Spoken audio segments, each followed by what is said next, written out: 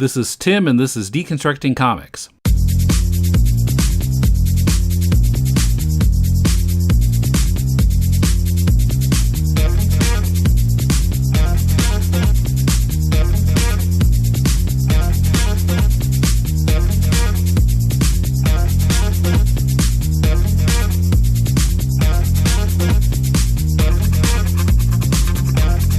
Welcome to Deconstructing Comics. This is Tim in Tokyo. This week we conclude Koom's report from London Super Comicon. First, he talks with Neil Gibson of TPub Comics, publisher of Twisted Dark. We've discussed a couple of issues of Twisted Dark on Critiquing Comics. Neil says Twisted Dark is about the dark side of human nature, and you'll hear him tell Koom about that. But most of this episode is devoted to a talk Koom had just after the con with artist Amrit Birdi and writer Ram V. Amrit won some acclaim for drawing a graphic novel called Username Evie, E-V-I-E, written by Joe Sugg and published in the US by Running Press. Ram is the writer of a series from Action Lab called Brigands. In the interview, he mentions a project he couldn't talk about yet, which has since been announced, a book from Image called Paradiso. Their talk with Koom is more in the realm of the philosophy of doing comics and how their South Asian background does or doesn't affect their work.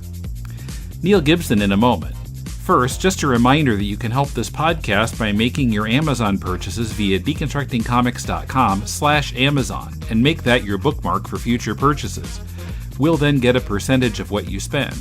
It costs you nothing extra and helps us cover web hosting and the other costs of presenting this show every week. We really appreciate your support.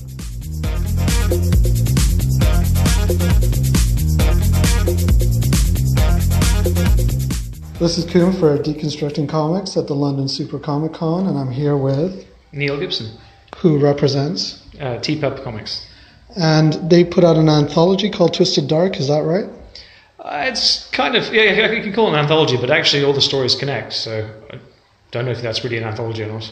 Okay, so I was walking by your table and it seemed very intriguing. Can you tell our listeners more about what you're doing? Sure. Well, I think the title I'm talking about is our most popular one. It's called Twisted Dark. It's, if you like Black Mirror or The Twilight Zone or Tales Unexpected, it's kind of like that if all the stories actually connected and building towards one big ending.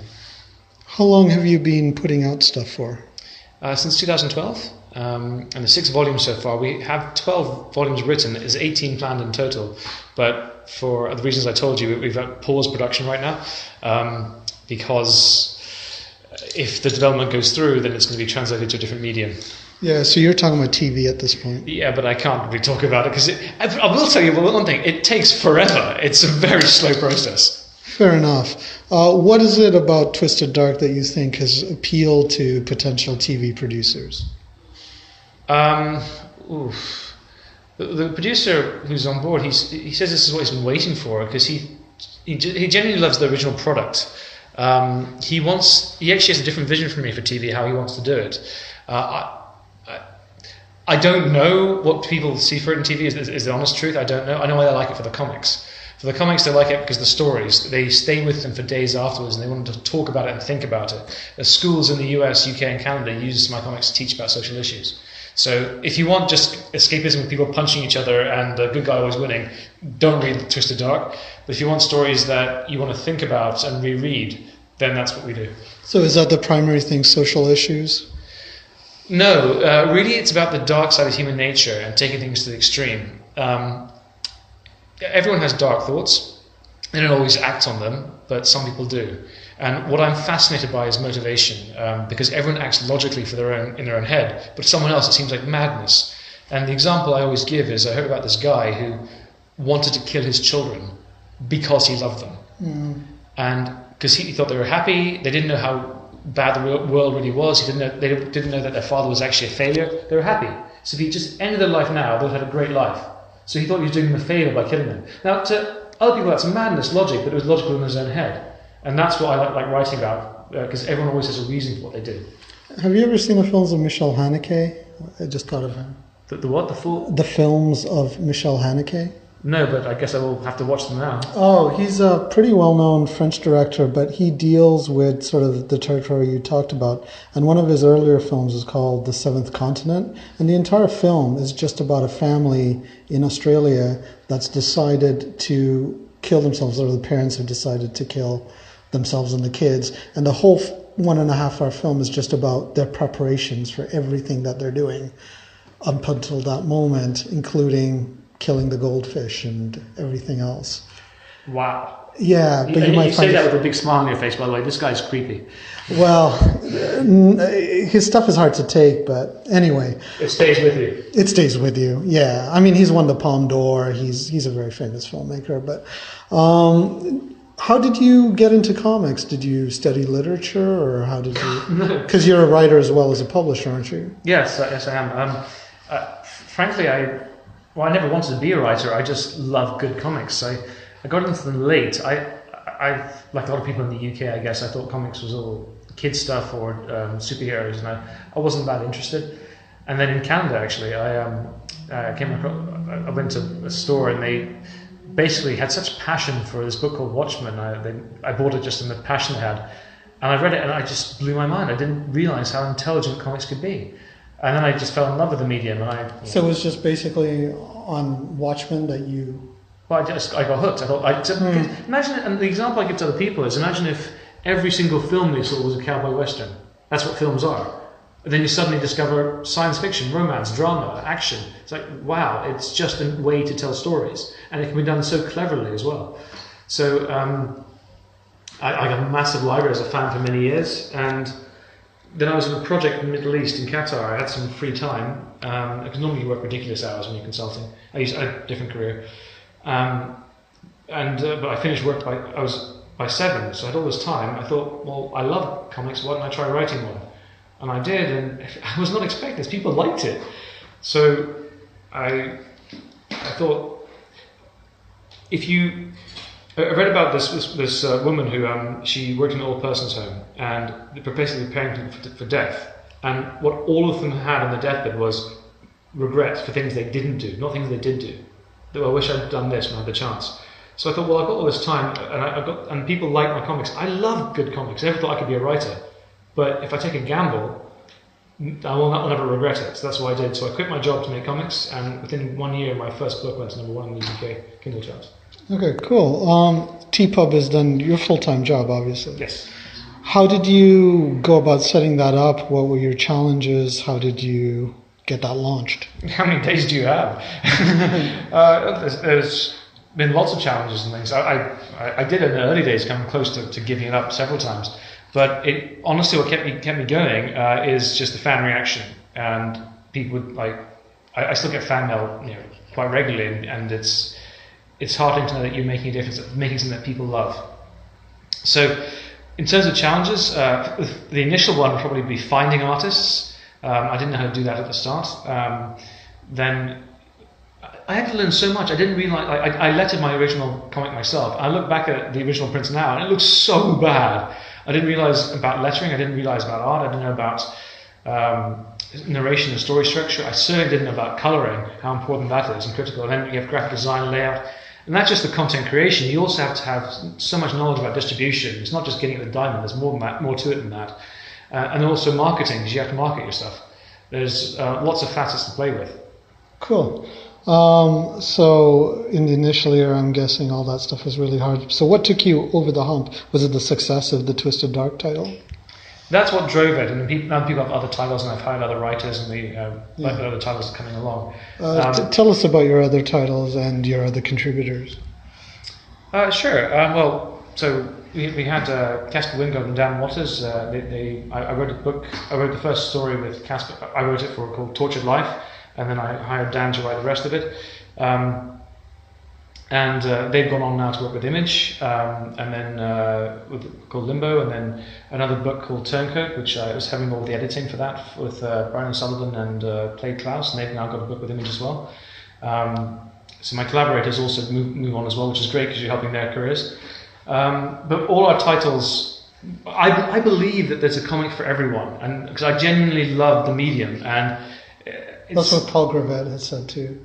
Yeah. Do you know Paul Gravett? Yeah, I do. Yeah. He says that often. I do, and there's Paul Gravett knows so much about comics, but because I came to comics late, and a lot of people, especially in this country, the UK, think that they're for kids. I explain to them it's like sports. You may hate football, but you may love tennis. You may hate horse riding, but you love shooting. There is a sport for everyone. Right. There is a comic for everyone. You may not like drama, you may love comedy, or whatever there is. There's something for everyone. So we're trying to have, our tagline is TPub Comics for everyone. Yeah.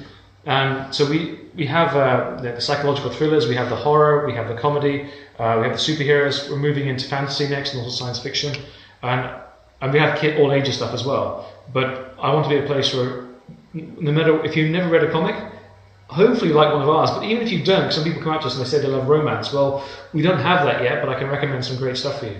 Cool. And so the last question I'll ask is about your Twisted Dark challenge. The challenge, about 1 in 10 pass it. And to be honest, we do stack it in our favour. So the very first story is just 2 pages long. So we say, do you want to give it a shot? Read it. It's 2 pages. Almost everyone does, and they tend to have 1 of 3 reactions because almost all Twisted Dark stories are dark with a twist ending. So when they turn the last page, they either go whoa, or they laugh, or there's no reaction. If there's no reaction, they're probably not interested. So we don't really tell them about the challenge. But if they're interested, then we tell them the challenge, which is you've read the first story, read the second, and then try and put the book down, try and walk away. And that sort of gets their attention, and most people take the challenge, and 90% fail. They read this, because it's a 20-page story, the next one. So they read the story, they turn to the last page. Like, how much is it? Gotcha. Okay, thanks. It's been a pleasure. I'll stop there. And now here's Koom talking with Amrit Birdi and Ram V after the con, in an establishment playing some really cool, dreamy music. So this is Koom for Deconstructing Comics. The London Super Comicon has just wrapped up, and I am sitting down for a drink with Ram V. Amrit Birdi. And we're having drinks at the Hilton Hotel. What are you drinking, guys? Well, for me, it's been a heavy weekend, so I'm on Coke Zero. Yeah, not even Zero. Regular Coke. The man version of Diet Coke. Not even regular Coke, but Coke Zero. Yeah. Which is kind of new here, I get the sense. Yeah, in a glass bottle. And Ram, what are you drinking? I'm grabbing a Peroni, which is pretty usual for me. True to form. Yeah. And I am nursing a Stella Artois cider, and I'm nursing it because the ciders are stronger here than back home. So usually when I drink it normally, I just get woozy. Is that true? Right. Yeah, because I'm a lightweight. I can't stand ciders. Like, I've tried them. I can't stand them. Why is that? I don't know. Too fruity? Too sweet. I on a day like this, cider is good. It's not my drink of preference. I like ciders because I have a sweet tooth. But anyway, you had a question. Yeah, I mean, I was curious, Ram. So the whole cultural angle in terms of the comics produced, the heritage you have. I mean, I'm Indian myself as well. I've got Indian heritage. Yeah, say a little bit about like where you're from and how you came into comics, maybe, if you can in a nutshell. Yeah. Well, I mean, I was and loud as you can, guys, just because of the background music. I was born in the UK. My mum was. My dad was actually born in Africa. He's Sikh, and he came abroad. He was very young, so I'm very. I grew up here, and I grew up with pop culture and comics. Even back when it wasn't as, I'm going to say mainstream. I don't know if that's the right word, but it wasn't quite as. I mean, I would buy my comics and I would hide them and take them home and secretly read them. Were you not allowed? No, it's nothing to do with that. It's that I would have maybe been bullied. I was worried about that, or it would have been. It wasn't something to be necessarily proud about. And I look back on those moments, and I think of them in shame because I should have been proud of what I like. But as a kid, it's a hard thing. You want to try and fit in, so it was really one of those things. Right. I mean, but I've always wanted to make comics since being a kid. My parents used to give me a crayon and a piece of paper to kind of distract me, and I'd just sit there scribbling literally for hours, and from that moment I just knew it had to be something illustrative, and as I found comics and I found sequential storytelling, I just knew it had to be that. So how did you get into comics? Oh, that is a good question. So I mean, I think for the longest time I maybe shunned it because I was convinced that I've come from a background where my dad's a heart surgeon, my brother's an economist, my older brother's a lawyer. So me being the artist, I felt like I had to kind of step up career-wise and maybe do something a bit more standard. Yeah. And to that end, I ended up going into still the creative field, graphic design, illustrative graphic design, and eventually web design and web development. Actually, I fell into for a number of years in my early 20s, and that was great. But it just wasn't hitting the creative spot. And around 25, I knew that I needed to pursue comics if I was going to be happy. Yeah. And my dad's always said from such a young age, don't go into medicine. As much as you think contrary, don't go into medicine. Like follow your dream, etc. And they were so ridiculously supportive, even though I don't think they fully understood what I was trying to do. They did their best to try and understand and to enable me, which was awesome. That's amazing. Yeah, it really was. And then from there it was 2 or 3 years of trawling convention floors, crying to myself and looking at all this amazing artwork and being depressed and all this stuff, and eventually you get to know the right people. You get better, first of all, just by meeting people, going to reviews and improving that. When you see the standard of work that's out there, you've got to up your game. You really do. And going to events like this is perfect for that. And really things started to snowball after I did a book with a YouTuber called Joe Sugg, who's I think he's got like 6 or 7 million followers on YouTube, and we worked together, and that was. Were you the artist primarily? Yeah. So me and kind of the team I work with, Mindy Lotkin and Jacqueline Ferreira, who are the letterer and the colorist, respectively. And from there, it's kind of snowballed. It was things with Netflix, agency work with Warner Brothers and Universal, concept art for games, and as well as lots of comic work. Recent work with Titan and Assassin's Creed. So it's still a mix of like visual stuff, not pure comics, but not pure comics. But you're happy where I've always been of the opinion that you can't bank on one thing. I've always been focused on solid, a stable base, and I could never focus on or rely just on comics for the life I want to lead. Or so it was all about having optionality, and just riding with that. Yeah. As long as it was illustrative and it was creative, it was telling a story through one image or many. It didn't matter to me. Cool. Yeah. So Ram, you've come from a lot further away. Yeah. Tell us about yourself. Until 2012, as a chemical engineer, I used to write short stories in his lunchtime. And so was this in India, in Madras? This was, I studied to be a chemical engineer at UPenn in Philly. And then I worked there for about 3 years with a firm that designed deaerators. And then I came back to India. What? Deaerators? They're dehydrators. No, deaerators. They got this equipment that goes into power plants. Oh, okay.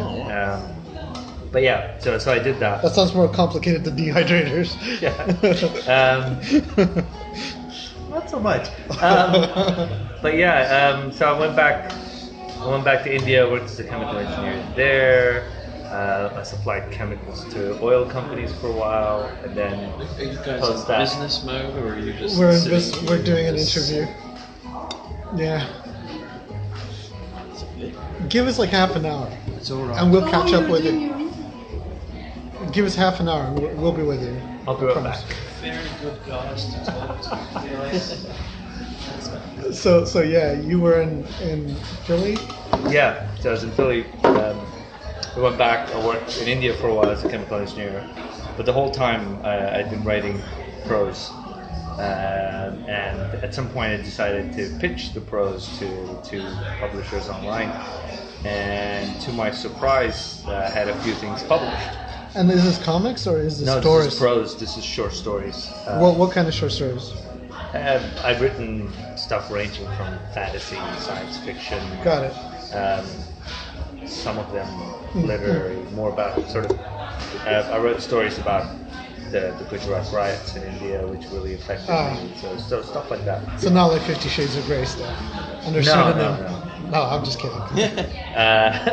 You wouldn't tell us if you had. Yeah. No, I would write that under a pseudonym. Should really think of a pseudonym. Dan Waters. No, come on, be nice. Yeah. No, so I did that, and once I had stories published, there came a time where I really questioned if I was doing something that I enjoyed, and if I could, take up writing and do it professionally. And I had friends who encouraged me, said, you're good at this, why don't you pursue it? Yeah. And so I did. I quit in 2012, started writing stories, at first with no expectation of making a career out of it. I just went, let's see where this goes. Ended up writing But a you comic. quit your work to do that. You Yes. didn't just do it on the side. No, because That is interesting. Because I worked for close to a decade as a chemical engineer at that point.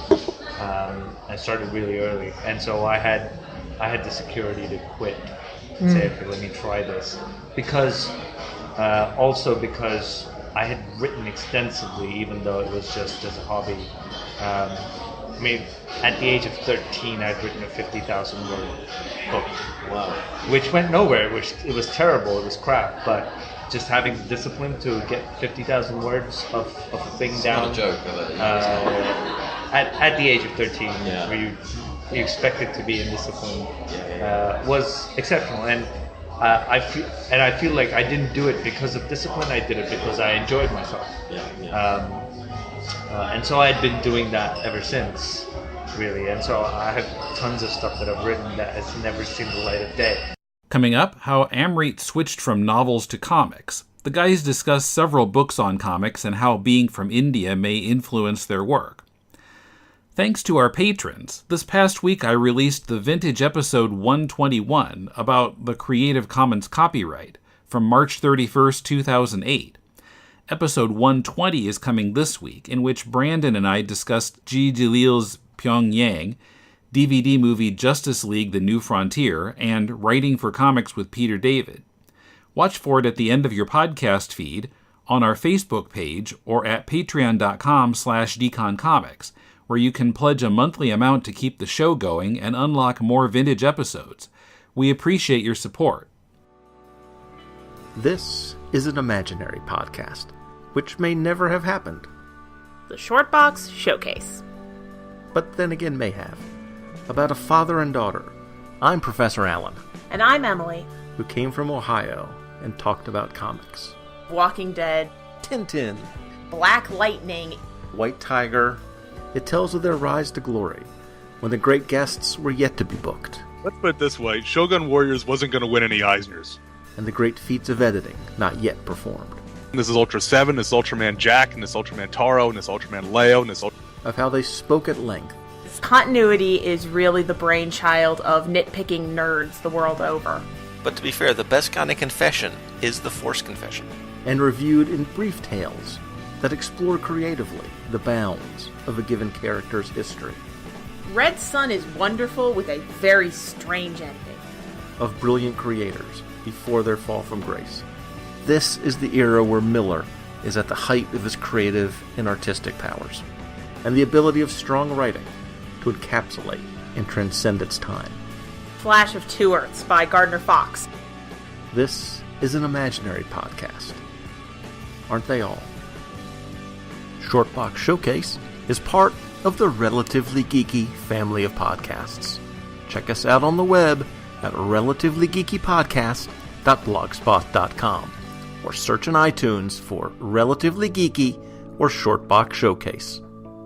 And remember, we're not experts. We're just family. So how did you go from writing the short stories to getting into comics?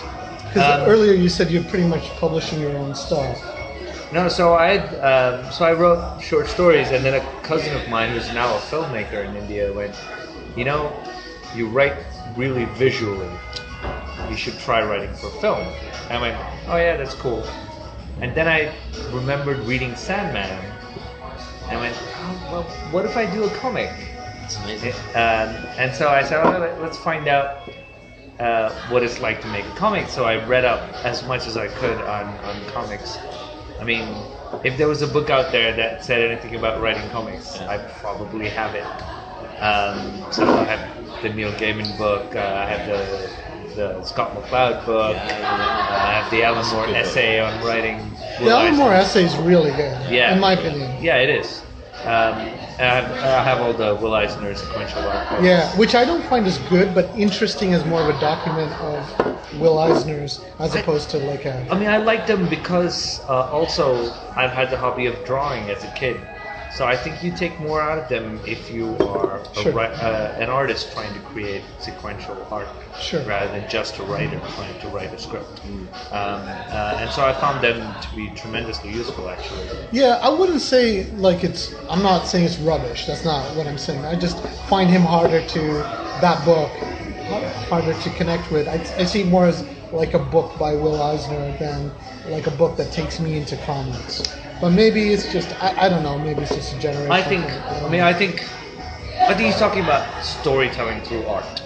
Whether it's comics or not, he's talking about storytelling through art. Right.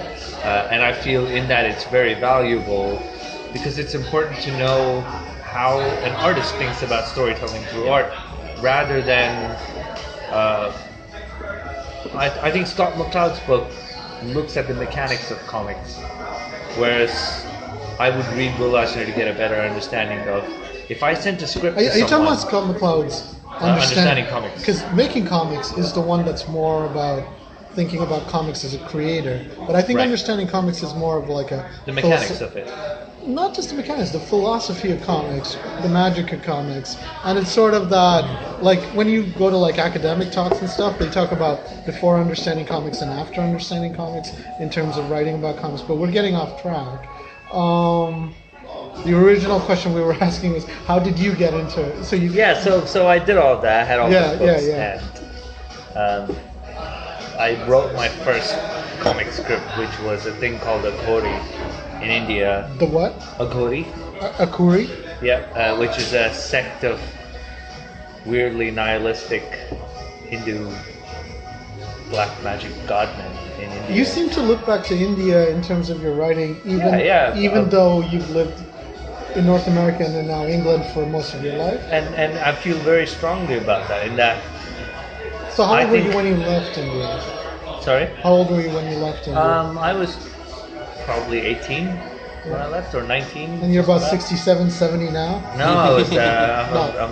I'm 35. 35. Everyone who's listening, I'm 35. Okay, I was close. Yeah. So anyway. So I did that, and so got into comics doing that. Wrote a story, which ended up becoming a thing in India because I think India was a market starved of comics that did anything other than the usual sort of Ramayana kind of epic fantasy thing. And this was John Constantine in Mumbai. Wow. Really. And so... Is this a Mumbai publisher then? Yeah. But you're from Madras, but you contacted... No, I'm from Mumbai. Oh, you're from Mumbai. That's right. Sorry, I don't know why I think it's your Tamil-esque name that made me think... Probably. But I've been born and brought up in Mumbai. Okay. So that happened. I moved here shortly after to study writing because a very wise friend of mine said, if you spent 6 years doing something that you don't want to do, why don't you spend a couple of years learning something that you do want to do? And are you still coasting on the money you saved, or are you now living like a starving artist? I think past couple of years, comics is slowly starting to pay for itself. Oh, cool. Yeah. Amrit, you were going to ask a question. Was it a question about being brown? I think so. I had that feeling. It was in its most blunt form. I think so. Yeah. As blunt as you want to be. Well, I mean, I'm just really intrigued, inspired, and kind of in awe of the way you use your heritage, your background to kind of, I guess, fuse it with comics and kind of take, I don't know whether it's passion or just just who you are and putting it with comics and making that work. And is that something that you have found beneficial? So this is a very specific origin story. I think, I can't remember the year, but there was a film done in India called 100 Years of Indian Cinema, and they had some of the most interesting Indian directors come in and do short films, and one of them is a director called Dibakar Banerjee, whose work I really like. And he's done some interesting movies, great, some of them. Alright, but one of his interviews, he said, if he was asked, what do you want to see happen in the next 100 years of Indian cinema? And the first thing he said was, I want to see Indian cinema let go of its colonial baggage. And to me, that was, that really spoke to me, because at the time I was already writing short stories, and I'd come across a very strange event, in that I wanted to name a character, Rahul or Rajiv or Ram, in a sci-fi story with, space monsters and laser guns and whatnot. And I went, that feels odd. Why does that feel odd? It kind of shouldn't feel odd. It shouldn't. Yeah. I think maybe there's something in your brain going, I won't be able to get this published, or I won't be able to get I don't this think produced. I don't think it was anything as well thought of that. I think it's just everything I've ever read as a kid never had a character who was... Because your tongue trips over the name. I mean, it's always been, John or Flash Gordon or whatever it is. I find that fascinating, because often when you're starting your career, I mean, part of it is willingness to conform to what has been, or what is, best going to make that career possible for you, and you didn't necessarily do that, and that is in itself is incredible. So sorry, carry on. So I think it was just a matter of, and I really looked into why I felt that way, and it came down to Dibakar Banerjee's words, which were, it's just colonial baggage. I am carrying what amounts to about 30-40 years of British and American writing, which is all India reads. And of course there are great Indian writers who have... And Tamil writers, which you have a book by. Yes, they're great. Sorry, I'm just joking. This is my book that I gave you. There are great writers from the entire subcontinent that have written very interesting works. Interesting, air quotes around that word. Go on. I really like Vikram Seth. I really like Salman Rushdie. But I feel like even they tend to write about... In a Britishy way. Yes. Yeah, I mean, my favorite is R.K. Narayan. Yeah. And he's a product of his times, but also at the same time, there's something essentially Tamil about him, I think. Lovingly Tamil. Yeah, it is. But you realize even R.K. Narayan's subject matter tends to be of an exotic India. I don't want to write about exotic India, because India is not exotic to me, it's my home. So I want to write about everyday India. I want to write about normal India. When I step out of my house, what do I see? That's what I want. I don't want to write about the beautiful plantations and villages. There's an essay that said how to write about Africa, and if you can look it up. It's hilarious, but it basically lists every stereotype about Africa that appears in post-colonial literature, and I feel like you could write the same essay about India. That's what it is, though. It's a stereotype, isn't it? It's an idea I hate stereotyping. Well, I tried to write about being Tamil, not in that way, because there's still like a fashion for South Asian fiction. So when I have sent my stuff to a publisher, they read like the first chapter with the pitch or the query letter, and then they go send us the rest, and then it's not really like what they're expecting or what they want, which is some sort of milk and rice and dal and thing, cashews and this is so interestingly, I had the same reaction for Black Mamba, because I pitched it to publishers and they went, this is great, but this is not something we would publish. But on the basis that it wasn't... I don't know what basis it was, but that's what I overwhelmingly heard. Until I spoke to Chris Taras at Top Shelf. He went, this is great. This is not stuff Top Shelf publishes, but you should self-publish this, because I'm sure you would find an audience for it, because it's good comics. Are you still in touch with Chris at all? Not after that, but I did email him to say that, your words kind of encouraged me to He's an interesting guy and an interesting publisher. I've messaged him a couple of times, and he's responded, and I just get the feeling he's a really interesting guy. I mean, the reason I approached him is because he published one of my favorite... From Hell? He published Jeff Lemire, who... Jeff Lemire is like almost in my hometown. Yeah, okay. He's in my province of Ontario. Cool. Essex County. So I met Jeff at TPub last year. Yeah. And he's like a workhorse. He does like something for Image and something for himself and something for... But that's the way. When you love what you're doing, you don't. No, I'm not criticizing. I'm just amazed. No. I totally agree. I told him that he wrote an essay on productivity at some point, and I said, yeah, I read that, and I totally agree. But yeah, so the reason I approached Chris was because I'd read Essex County Underwater Welder, and Jeff Lemire does a very similar thing. He takes those sort of semi-isolated small-time communities in Canada, and he brings that aesthetic and that feel. Yeah, the authenticity as well. You know. Yeah, sure. Yeah. Amrit, I just wanted to ask you, because your parents were so permissive, do you think then for yourself, your own South Asian or your Sikh heritage doesn't really play a part in your creativity? I mean, so it's a really good question, actually. I mean, I think there is maybe unlike both of you guys, there's a level of disassociation, a level of distance that I have with my heritage and my background. And from when I was very young, I didn't shun it as such, but I wasn't brought up in it. And because you grew up in Nottingham in a very British exactly, and it wasn't as big a thing. And I think people said to me, years later, you're gonna want to know these things. Like it's gonna come up, and it is now actually. So which is why I wanted to ask you the question because I find it so interesting. I think I'm much more westernized in terms of the way I approach things, which is not necessarily a good or a bad thing. It just is. But I'm at the point where I would like to explore that side of things.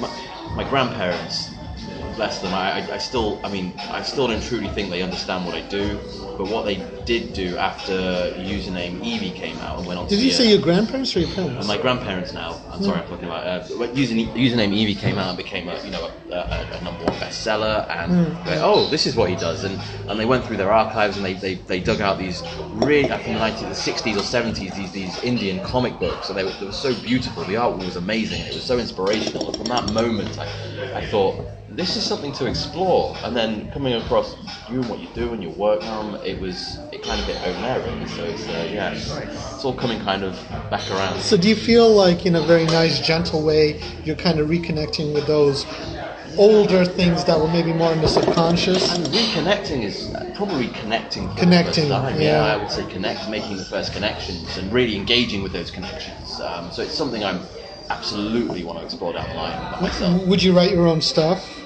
It's an interesting question. I was a writer before I was an artist when I was quite young. But it's not something I've explored on a professional level. I think at this point I'm so keen to learn more about the visual craft. I don't think you can really ever stop learning. It's something I'll do eventually. I think that's interesting because I think, like, even people who are great artists that you admire, like I'm just thinking of Brian Bolland, for example. They try writing their own stuff, and it's never as good as like when they work with somebody who's like a really master writer that they just click with. And I was wondering, what is it about illustrators that make them want to stick to illustration? I would find, like, I'm a writer like Ram, not like Ram, but I don't draw stuff, and so I draw stuff a lot. I draw stuff as well, but I wouldn't have the confidence to put out my own. Puts me to shame almost, this guy. And so I wonder, like, don't you ever feel like you're under the yoke of someone else because the writer sort of gets more credit for the ideas and whatnot? I mean, I think... And the writer's considered like the creator, and the artist is sometimes considered like the bricklayer. I'm going to jump in on that, even though it's a question for you. It's totally railroad. You've done this the second time today, so I'm getting used to it. But I think it's, and you'll see why I jumped in. I think it's an industry disease to. I agree. Want to separate. I just want to know what writers and artists. Yeah, I absolutely agree. But it is a thing. I don't think creators do it to each other as much as the industry does. I think whether it be the press or whether it be the fans, even, and it's not no one's fault as such. I mean, different people focus on different things ultimately, and there's a different level of priorities everyone has. But I think ultimately the concept and the idea is what people recognise as the the source of what they love and what they identify with. So maybe that is the case. I think that's it. Yeah. Yeah, but I mean, I don't agree with that. I just want to say that. Which is also weird because they're only saying that because I'm here, guys. So which is also weird because everyone has ideas. Everyone has concepts. Yeah. It's all about. Like I said, it's all about execution, right? It also depends on context. Like when I was young and people were collecting comics and bagging them, who were they worshipping? They were worshipping the artist, and it got to the point where Image was sort of just all about the art, not even about the storytelling, but the art, like pinups, and forget the thing. And now we've sort of gone in the opposite direction almost, I think. But I kind of agree in that. And I've said this about prose as well. The content comes first, and with comics, it's a visual medium. Yeah. So clearly, the visual part of the medium is foregrounded. That's not to say it's one thing is more important than the other, but if you're going to foreground the visuals, clearly it's the work of the artist that is seen first with a comic. And I always feel, and I say this, I don't know if it's true, but you come for the art, but you stay for the story. that rings true to a degree. I mean, that's a nice catchphrase. Yeah, it is. It's very nice. I mean, I think the separation between writers and artists, like you say, creators don't do it to themselves, because we all understand it. But notice I said story. So good artists will tell a story just as vividly as a good writer. Yeah, completely right. I mean, I think, like you say, creators don't do it we don't do it to each other, because we understand it's a collaborative effort ultimately.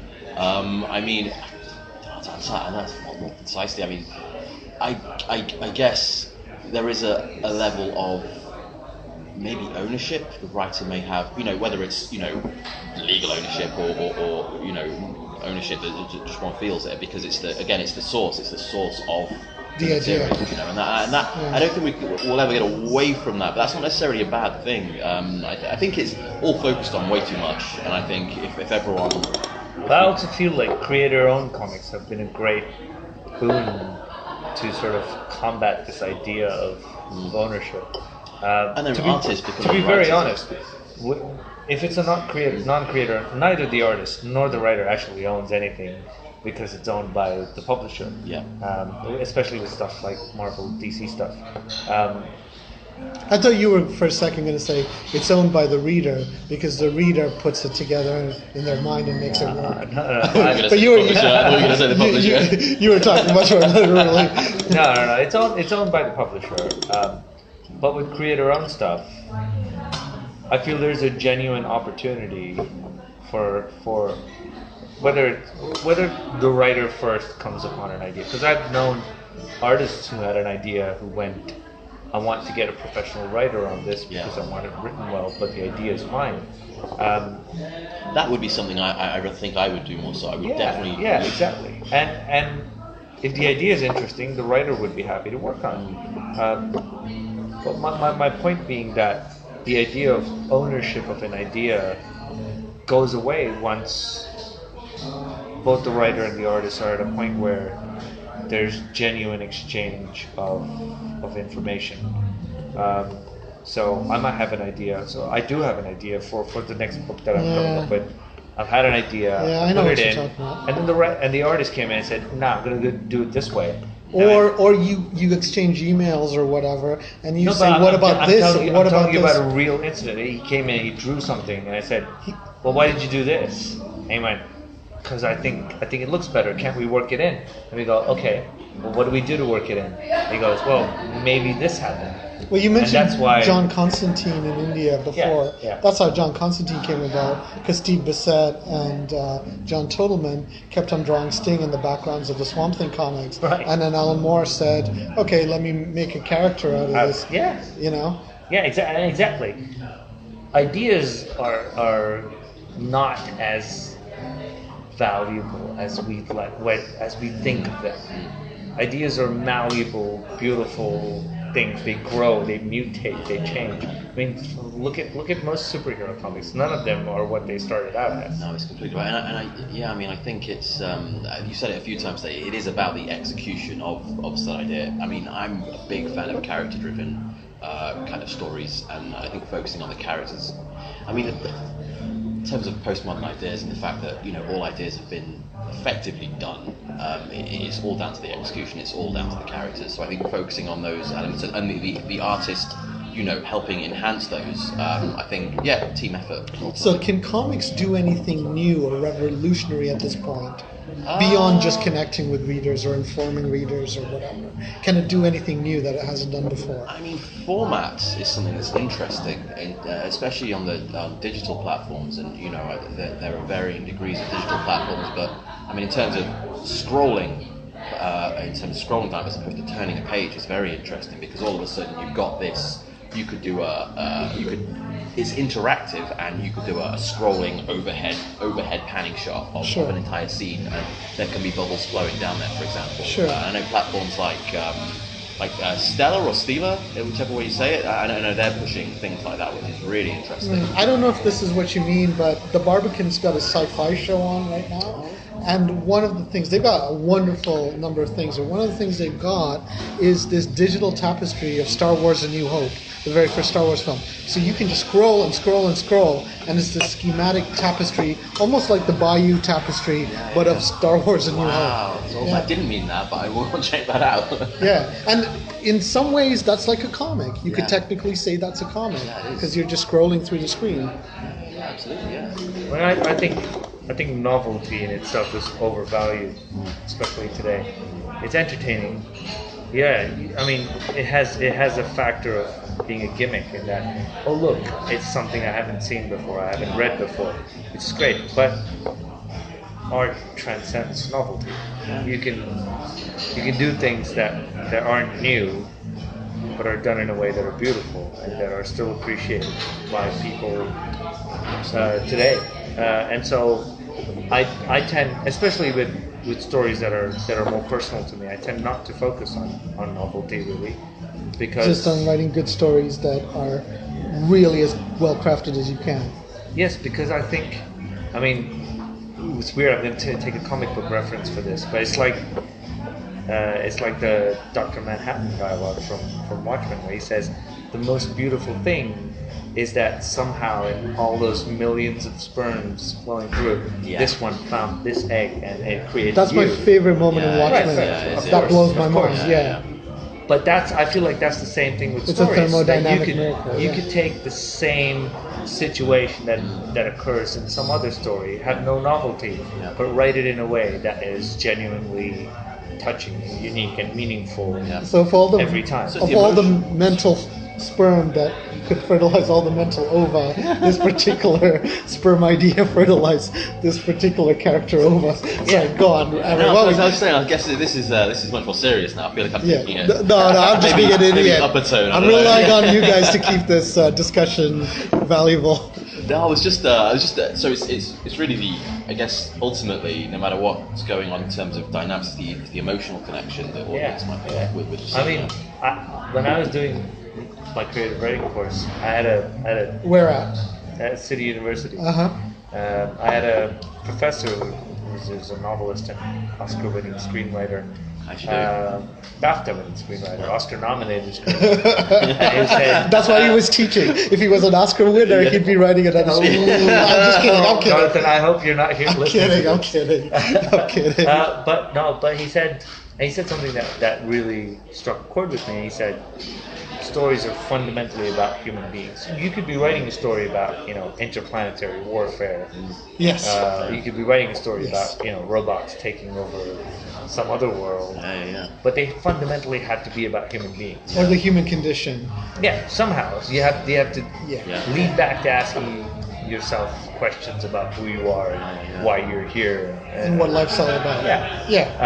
And so, if that's the case, if that's the only true sort of indicator of a good story that makes you question the sort of foundations of your humanity, you could write anything, any number of times, new or old, and still make people question that in some way. And I feel it is a theme of why I do stories that are So when I did Black Mumba, it's 40s crime noir set in Mumbai. None of that is new, but it is inward looking, and it does talk As a about combination, is it? Quite, yeah. But I mean, you could say that about a million things. You could say it's about the art, but fundamentally, it's because I suppose if you are not from Mumbai, it makes you feel what it's like to be in Mumbai, and that's a fundamentally human thing. It doesn't matter what city I'm talking about.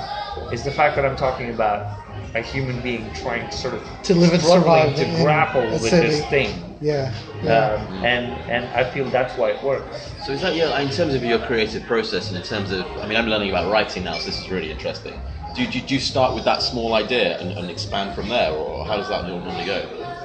Yeah, and so what is it you look for to do with your writing, is what I'm wondering. And then I'm going to ask you, what is it you look to do for when you engage with a project? I feel like I start with, I have something to say. And it's not necessarily a message, because there's way too much of that, way too much of didactic writing. Sometimes I'll start with an image, which is interesting. For instance, I'm writing something now, I've been working on for the past few months. The idea of a gun shot going through a pane of glass. Now it creates cracks, and the cracks sort of spread. You could potentially write a story with multiple characters who all begin at the same point, and that their lives are all affected by it, but they spread in different directions. And sometimes, and that story literally began with just that idea, that I wanted to write. Have you seen the movie Amoris Perros? Yeah, I have. That's the opposite, though. It's people coming together at an incident. That's right. I guess so. I'm sure there are other films and novels out there. Exactly. But I mean, again, Inarritu is a huge influence. He's great. He's great. Yeah. I love his films. Yeah.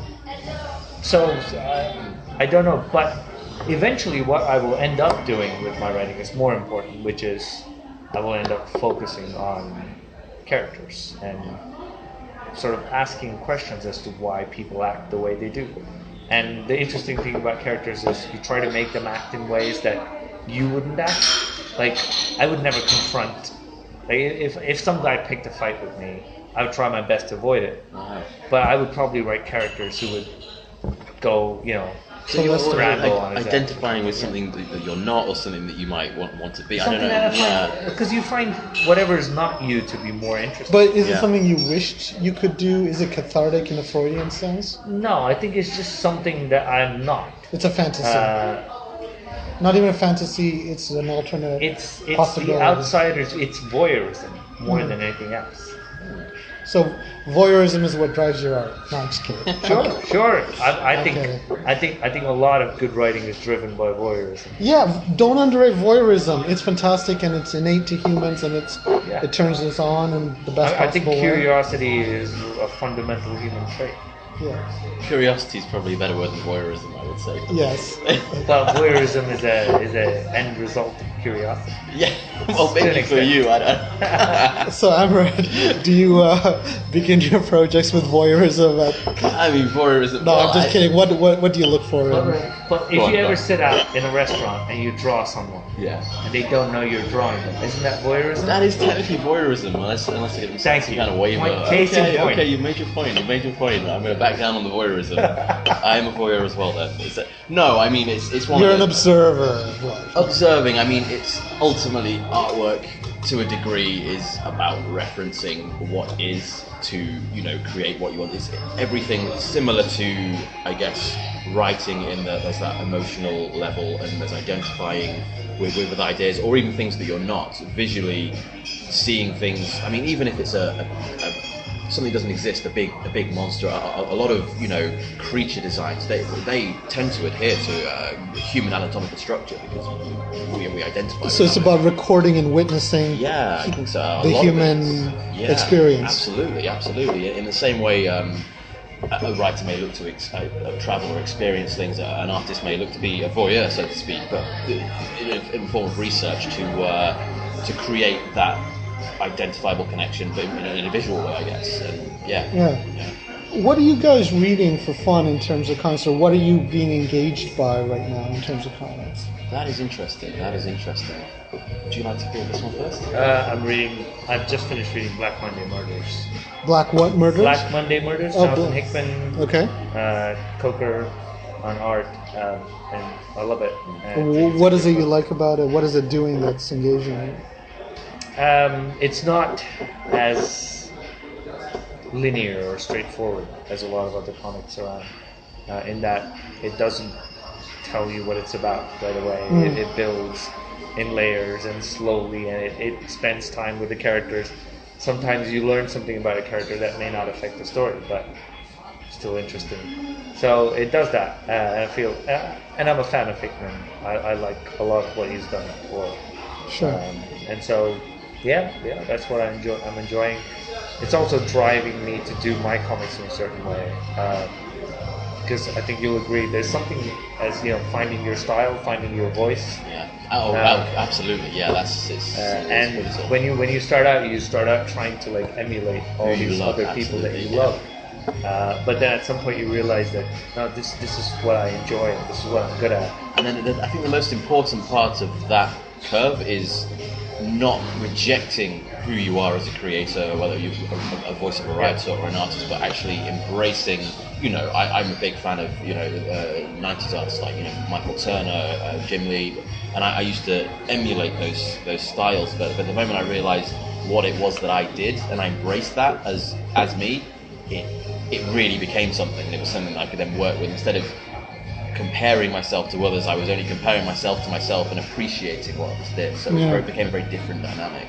So what are you reading now in terms of artists that you like, or just comics that you like? Do you know what?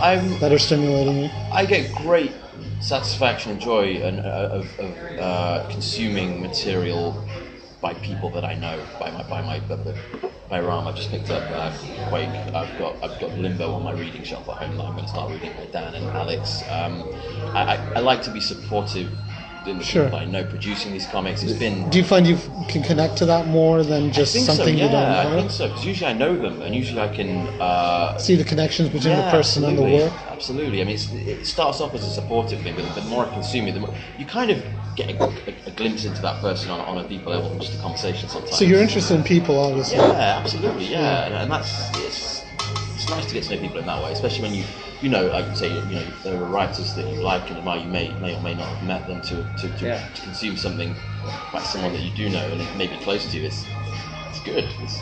Is that also voyeurism? I would say it's connection, and it's something I look for when I read stuff too. What if you could each of you do like your ideal project? What would that be? What would that look like? That is a hard one. There are so many different angles to so many different projects. There's from characters and licenses that I consumed and enjoyed as a kid to being able to express myself. So pick one. Like if you could just, a wizard appears and says, "I'll let you be really successful with one idea and one project. Everything will go exactly the way you want." What would you go for? But you can only do it once. Wow. Okay.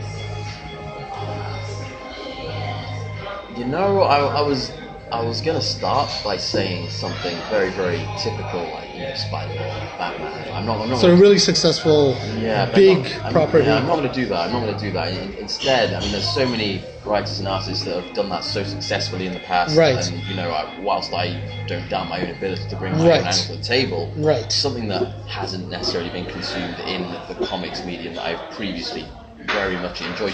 I was I was into the Final Fantasy games when I was a kid actually, and to see an adaptation of one of those games in sequential format would be fantastic. That would be something I would love to do.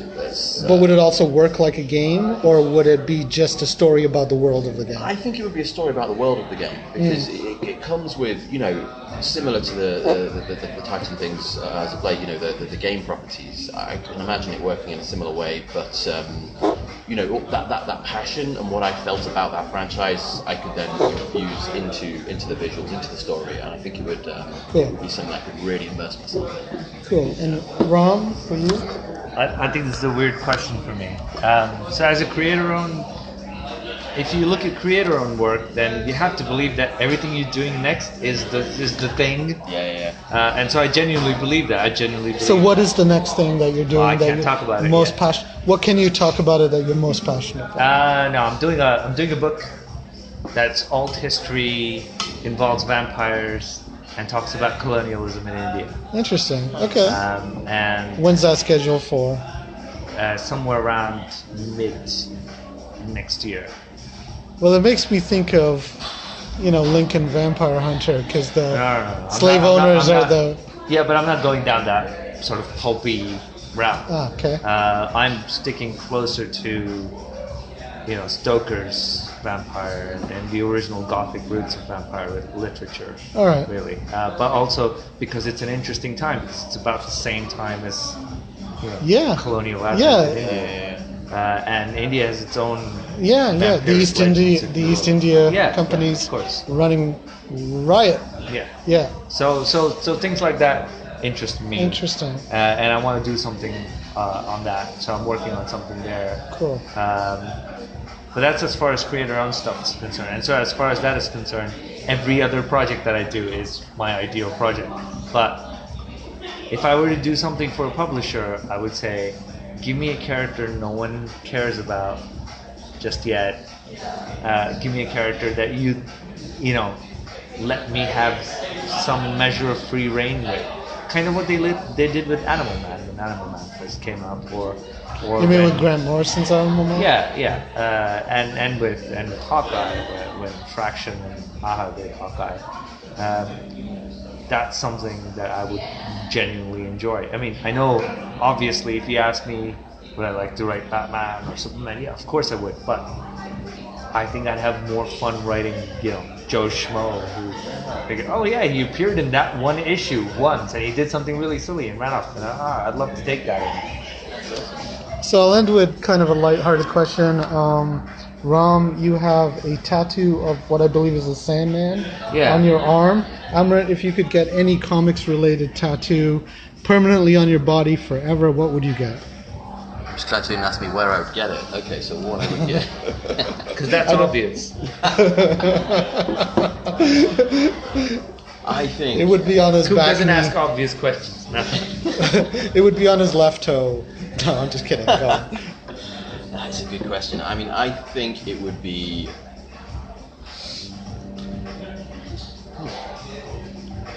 I mean, it would actually have to... I am going to go very typical now. It would have to be one of the characters, comic characters that I identified with as a kid. I would have to say Spider-Man. Spider-Man's lovely. Yeah.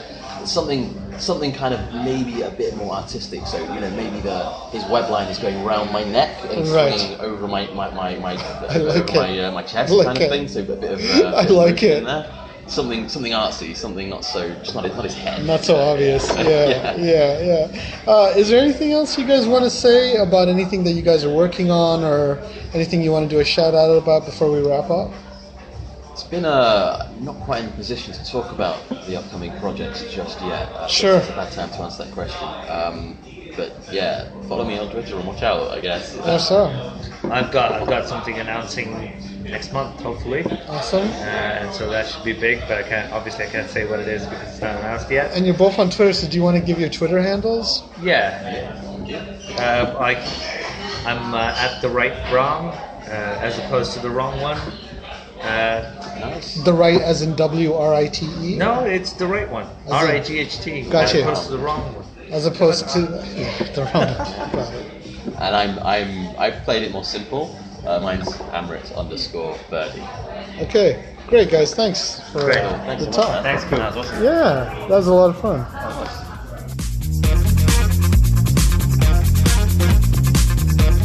Those Twitter handles were a bit hard to hear, so I've linked to them from the show notes. The first issue of Ram's image book Paradiso is out December 6th. The third installment in Amrit Birdi and Joe Sugg's username series has just been released. Check out their Twitter feeds for more info. Tell us what you think. Write us at mail@deconstructingcomics.com, Twitter @deconcomics, like our Facebook page or join our Facebook discussion group.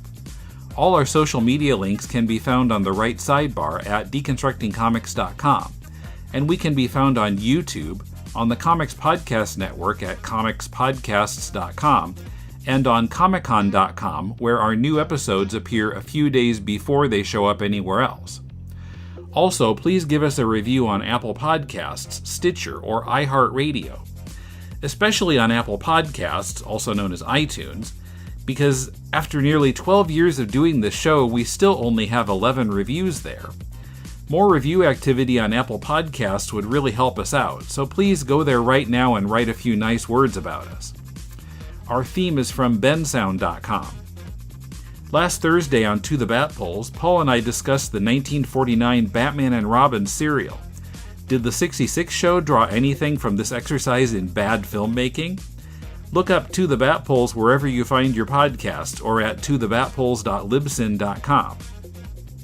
If you're looking for some constructive feedback on your comic, send it to us and Mulele and I will critique it on our spin-off podcast, Critiquing Comics. Send it to mail@deconstructingcomics.com. We'll read at least 30 pages of it and critique it on the show. Critiquing Comics returns this Thursday right here in this podcast feed. Next week, a couple of interviews from my stop in Portland, Oregon.